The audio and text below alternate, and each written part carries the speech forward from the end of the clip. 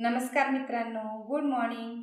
आज मी तुम्हाला मलावरोध म्हणजेच कॉन्स्टिपेशन याविषयी योगाभ्यास सांगणार आहे. तर खाण्यापिण्याच्या चुकीच्या सवयी, खाण्यापिण्यामध्ये मैद्याचा जास्त वापर, फास्ट फूडचं आरोग्य आहारात प्रमाणापेक्षा जास्त वापर यामुळे आपल्याला मलावरोध म्हणजेच कॉन्स्टिपेशन याचा त्रास होतो.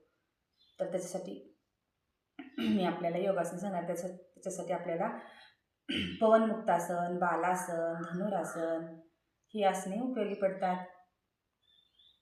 तर चला करूया आपण त्याच्यासाठी योगासन.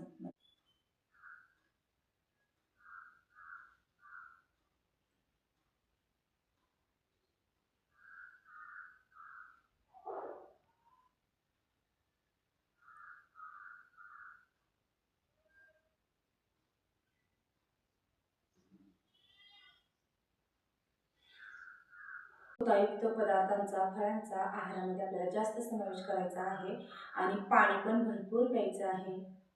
त्यामुळे आपल्याला कॉन्स्टिपेशनपासून नक्कीच आराम मिळतो.